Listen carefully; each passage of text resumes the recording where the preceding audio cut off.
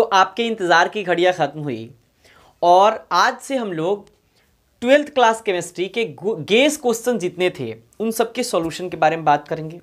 ये उस guess question के सॉल्यूशन की पहली वीडियो है जिसमें हम लोग इस लिस्ट में मौजूद पहले क्वेश्चन बिंदु दोष को परिभाषित करें, ठोस रवा में फ्रेंकल दोष क्यों उत्पन्न हो जाते हैं, इस क्वेश्चन को पढ़ेंगे।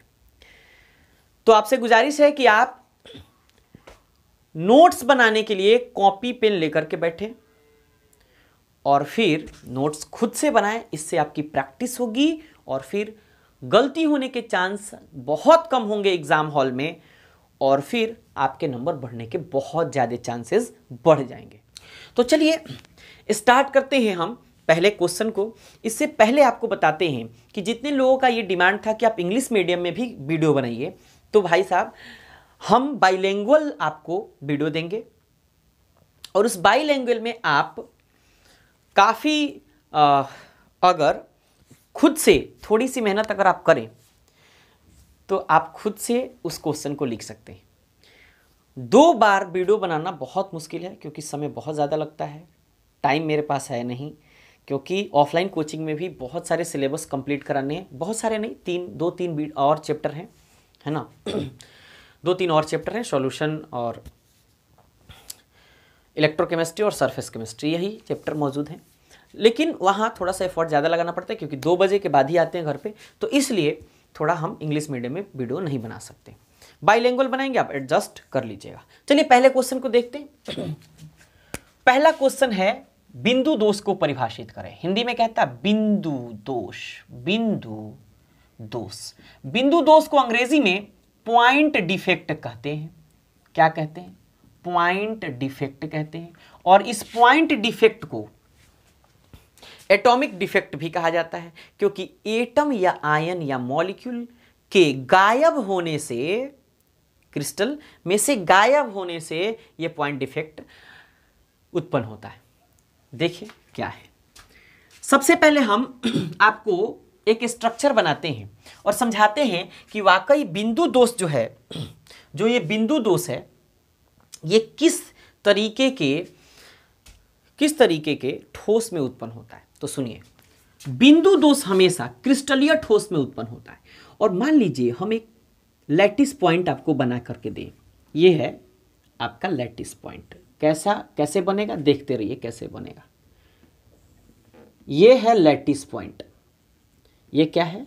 लैटिस पॉइंट कहते हैं। और ये क्रिस्टल में हर जगह जहां जहां एटम मौजूद होते हैं वहां मौजूद होता है। ये है आपका लैटिस पॉइंट। तो क्रिस्टलीय ठोस का हमने एक संरचना बनाया है। ये है क्रिस्टलीय ठोस, जिसको आप अंग्रेजी में क्रिस्टलाइन सॉलिड कहते हैं। ये है आपका क्रिस्टलाइन सॉलिड। अब जरा देखिए, ये जितने आपको पॉइंट दिखाई दे रहे हैं, ये इसको हम लोग लैटिस पॉइंट कहते हैं। और इस लैटिस पॉइंट की मदद से एक आपको लैटिस, पूरा का पूरा लैटिस बन करके तैयार हुआ है। अब जरा देखिए, इस लैटिस पॉइंट के पास एक एक एटम या आयन या मॉलिक्यूल मौजूद होते हैं। इसको हम लोग एटम कह सकते हैं, माने परमाणु, या आयन कह सकते हैं, या मॉलिक्यूल यानी कि अणु भी कह सकते हैं। बात क्लियर हो गई? थोड़ा चेक करते हैं दिख रहा है या नहीं दिख रहा है। बिल्कुल दिख रहा है आपको आसानी से। अब जरा देखिए, अब बिंदु दोष को हम ना डिफाइन करते हैं, लिखने की कोशिश करते हैं, लेकिन उससे पहले थोड़ी और बात समझते हैं। कहता है कि किसी निश्चित ज्यामिति वाले क्रिस्टलाइन सॉलिड यानी क्रिस्टलीय ठोस की जो ज्यामिति होती है, संरचना होती है, ये ना फिक्स होती है, निश्चित होती है, डेफिनिट होती है। तो कहता है कि किसी निश्चित ज्यामिति वाले क्रिस्टलीय ठोस के लैटिस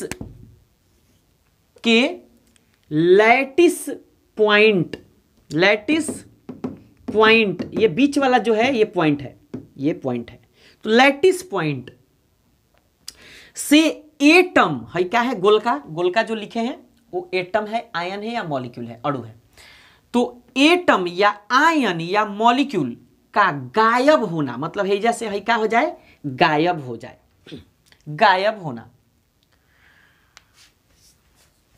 बिंदु दोष या पॉइंट डिफेक्ट कहलाता है। बात समझ गए? माने कोनो एगो बड़का क्रिस्टल हो और उसमें लैटिस पॉइंट के पास कोनो एगो एटम हो और वहां से वो गायब हो जाए, तो जो दोष उत्पन्न होगा, जो डेविएशन उत्पन्न होगा, जो विचलन उत्पन्न होगा, उसी विचलन या डेविएशन या दोष को, डिफेक्ट को हम लोग पॉइंट डिफेक्ट यानी कि बिंदु दोष कहते हैं। बात क्लियर हो गई? चलिए, इसमें भी देखा जा सकता है, इसका एग्जाम्पल नहीं समझाएंगे क्योंकि छोटे छोटे पार्टिकल हैं। यहाँ इसको बटन को, मतलब बटन को थोड़ा निकालना पड़ता है माइक लगाने के लिए। देखिए, तो हम अब डिफाइन करते हैं। कहता है कि किसी निश्चित ज्यामिति वाले, डेफिनिट ज्योमेट्री वाले या रेगुलर ज्योमेट्री वाले, निश्चित ज्यामिति वाले क्रिस्टलीय ठोस यानी क्रिस्टलाइन सॉलिड, आप लोग लिख लीजिएगा, हिंदी में थोड़ा ज्यादा लिख रहे हैं, क्रिस्टलीय ठोस, किसी निश्चित ज्यामिति वाले क्रिस्टलीय ठोस के लैटिस पॉइंट, लैटिस पॉइंट है, लैटिस पॉइंट से एटम, एटम है जो बनाए हैं, एटम है या मॉलिक्यूल है, एटम या आयन या मॉलिक्यूल के गायब होने से, देखा है जब भाई यहां इस लैटिस पॉइंट के पास क्या है, एक एटम है, तो एटम हुआ ना गायब हो गया, क्या हो गया, गायब हो गया। तो गायब होने से क्या कर रहा है, मॉलिक्यूल के गायब होने से जो दोष उत्पन्न होता है उसे बिंदु दोष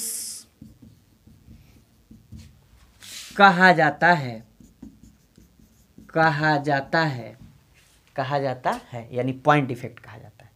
बात क्रिस्टल क्लियर है या नहीं है? अभी के अभी कमेंट करके जरूर बताइए, बिल्कुल जरूर बताइए कि बात ये क्रिस्टल क्लियर है या नहीं है। तो फिर से रिपीट करते हैं कि किसी निश्चित ज्यामिति यानी कि रेगुलर ज्योमेट्री वाले किसी क्रिस्टलाइन सॉलिड के लैटिस पॉइंट से एटम या आयन या मॉलिक्यूल का डिसएपियर होना, गायब होना, पॉइंट डिफेक्ट कहलाता है। लैटिस पॉइंट से एटम गायब हो रहा है, तो लैटिस पॉइंट से जब गायब हो रहा है तो इसका मतलब यह है कि वह पॉइंट डिफेक्ट यानी कि बिंदु दोष कहलाएगा। बात क्लियर हो गई? बोलिए। चलिए, अब दूसरा सवाल क्या है? नोट्स बना रहे हैं या नहीं बना रहे हैं? बिल्कुल बनाइए भाई, क्योंकि नोट्स बनाइएगा, प्रैक्टिस आपकी बढ़ेगी, प्रैक्टिस बढ़ेगी, गलती होने के चांसेस कम होंगे, गलती होने के चांसेस कम होंगे तो नंबर आने के चांसेस ज्यादा होंगे। बात क्लियर? चलिए, इनको हम मिटा दें। अब दूसरे सवाल की तरफ बढ़ते हैं। दूसरा सवाल उसी में है कि ठोस रवा में फ्रेंकल दोष क्यों उत्पन्न हो जाता है, तो इनको मिटा दें। मिटाते हैं, चलिए मिटा देते हैं।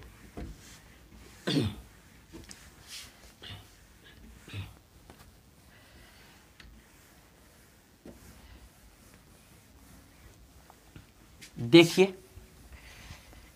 अब इनको भी थोड़ा सा हम क्या करते हैं, मिटा देते हैं और एक और हम स्ट्रक्चर एक ज्योमेट्री क्रिस्टलाइन का बनाते हैं। अब देखिए, कह रहा है ठोस रवा में फ्रेंकल डिफेक्ट क्यों उत्पन्न हो जाता है, फ्रेंकल दोष क्यों उत्पन्न हो जाता है, जरा देखिए। तो देखिएगा, अगर हम ये ऐसे ऐसे एक हम फिर से क्रिस्टल बना ले और क्रिस्टल बना करके और फिर हम आपको दिखा रहे हैं कि वाकई हमने क्यों बनाया है। तो सुनिए, कहता है कि किसी आयनिक क्रिस्टलाइन सॉलिड में है आयनिक होना चाहिए, तो आयनिक क्रिस्टलाइन सॉलिड, आयनिक क्रिस्टलाइन सॉलिड, तो आयनिक क्रिस्टलाइन सॉलिड के लिए क्या होना चाहिए? आयन मौजूद होना चाहिए। एटम या आयन क्या होना, मतलब जो एटम हम अभी बता रहे थे उसमें क्या होना चाहिए? अब आयन होना चाहिए। तो आयन आप जानते हैं दो टाइप के होते हैं, केटायन और एक एनायन। तो केटायन और एक एनायन, तो A plus cation, B minus anion. Atom को हम ऐसे लिख लेते हैं, आयंस को। तो फिर ये ए प्लस, फिर ये बी माइनस, फिर ये ए प्लस, फिर ये बी माइनस, फिर ये ए प्लस और फिर ये बी माइनस और ये फिर ए प्लस।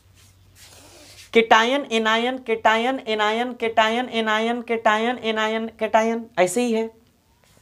अब देखिए, कहता है कि अगर ये आयनिक क्रिस्टलाइन सॉलिड है तो बीचों में क्या स्थानवा का होगा? माने हई आयन है, हई तो भाई आयन है। अब बताइए, तो आयन में हई कौन चीज है? ई है केटायन। क्या है? केटायन। आ हई का है भाई? हई वाला बी माइनस, ई है एनायन। क्या है?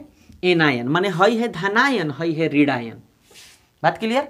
अब सुनिए, हई बीचों में का स्थानवा का है? इसको कहते हैं भाई हम लोग इंटरस्टिशियल, इंटरस्टिशियल स्पेस, मतलब हिंदी में कहते हैं अंतरकाशी स्थान या अंतरकाशी स्थल। बात क्लियर हो गई?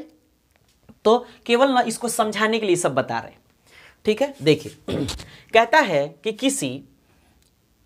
किसी आयनिक क्रिस्टलाइन, किसी आयनिक क्रिस्टलाइन सॉलिड, दिख रहा है या नहीं दिख रहा है? इधर दिख रहा है। किसी आयनिक क्रिस्टलाइन सॉलिड, आयनिक क्रिस्टलाइन सॉलिड में मौजूद केटायन, केटायन है, देखा बीचों वाला का है केटायन, तो बड़का बना देते ताकि साफ दिखे। है केटायन प्लस वाला धनायन। केटायन का या केटायन के बोलते हैं ताकि सेंटेंस अच्छा लगे। केटायन के अपने स्थान को छोड़कर, केटायन का ही लिखते सेंटेंस बना लेंगे। केटायन का अपने स्थान को छोड़कर कहता है किसी आयनिक क्रिस्टलाइन सॉलिड में मौजूद केटायन का, मौजूद केटायन अपने स्थान को छोड़कर इंटरस्टिशियल स्पेस में जाने के कारण फ्रेंकल डिफेक्ट यानी फ्रेंकल दोष उत्पन्न होता है। कौन दोष? फ्रेंकल दोष उत्पन्न होता है। बात क्लियर हो गई? देखिए अब क्या कह रहा है? कह रहा है कि किसी आयनिक क्रिस्टलाइन सॉलिड, किसी आयनिक क्रिस्टलीय ठोस में मौजूद धनायन, धनायन एनायन से छोटा होता है, तो धनायन का अपना खुद का स्थान छोड़कर, हैजा से हई छोड़कर हे में चला जाता है। कहाँ हो? हेम में। हई चला जाता है हेम में। देखिए हई हे में चला गया, बीचवा में अंतरकाशीय स्थल में। अगर आप चाहते हैं कि हम हे में बनाएं तो कोई बात नहीं है। यहाँ से हई उठा, हई यहाँ था, यहाँ से हई उठा, यहाँ से उठा, उठ करके कहाँ भागा हो? इसमें, तो हई बन गया ए प्लस। समझ में आया बात? तो अपना मूल स्थान छोड़ के अगर अंतरकाशीय स्थल में जहां गैप है बीचवा में, उसमें अगर चला गया तो समझिएगा कि वह जो दोष उत्पन्न होगा वह होगा फ्रेंकल दोष, यानी कि फ्रेंकल डिफेक्ट। तो हम लिखे हैं कि किसी आयनिक क्रिस्टलाइन सॉलिड में मौजूद केटायन अपने स्थान को छोड़कर, जो मूल स्थान है छोड़कर कहां घुस जा रहा है, यहां घुस जा रहा है बीचवा में। तो ई स्थान का नाम क्या है, इंटरस्टिशियल स्पेस। छोड़कर इंटरस्टिशियल स्पेस में जाने के कारण फ्रेंकल दोष उत्पन्न होता है। बात क्लियर? बोलिए। अब बताइए कमेंट करके, आप पहले इनका स्क्रीनशॉट लीजिए या लिख लिए हैं तो बहुत अच्छी बात है। अब बताइए आप कमेंट करके कि आपको ये लैंग्वेज कैसा लगा और फिर वीडियो कैसा लगा, समझाने का तरीका कैसा था, सब कुछ आप बताइए, ताकि मैं ज़्यादा से ज़्यादा, मतलब मैं चाहता हूं कि ज़्यादा से ज़्यादा आपके लिए बेहतर वीडियो बना सकूं। अगर आपको नहीं समझ आता है, शुद्ध हिंदी मिक्स करूंगा, मतलब बाइलैंग्वेज होगा। पूरा का पूरा अगर चाहते कि शुद्ध हिंदी चले, शुद्ध हिंदी भी लिख दूंगा, कोई दिक्कत नहीं है ना। तो अब बताइए कि वाकई आपको वीडियो कैसा लगा। अच्छा तो अच्छा, अच्छा तो यस, अच्छा नहीं तो नो। बात क्लियर? अच्छा लगे तो वीडियो को लाइक करिए और फिर दोस्तों को शेयर जरूर करिए, ताकि पता चल सके कि अब क्वेश्चन बैंक गेस क्वेश्चन जो हमने किया था उसका सॉल्यूशन आ चुका है। और चलिए, अगर आप पहली बार आए हैं इस चैनल पे, चैनल को सब्सक्राइब करके बेल आइकन को जरूर प्रेस करिए। मिलते हैं नेक्स्ट वीडियो में इसके दूसरे पार्ट में। तब तक के लिए मस्त रहिए, स्वस्थ रहिए और फिर आप लोगों को 2021 की हार्दिक शुभकामनाएं मेरी तरफ से। आपका पूरा जीवन अच्छे से बीते और काफ़ी सुख शांति समृद्धि पाएं अपने जीवन में, और माता पिता का ज़रूर ख्याल रखें। चलिए मिलते हैं नेक्स्ट वीडियो में। टिल देन स्वस्थ रहिए, मस्त रहिए। Thanks for watching.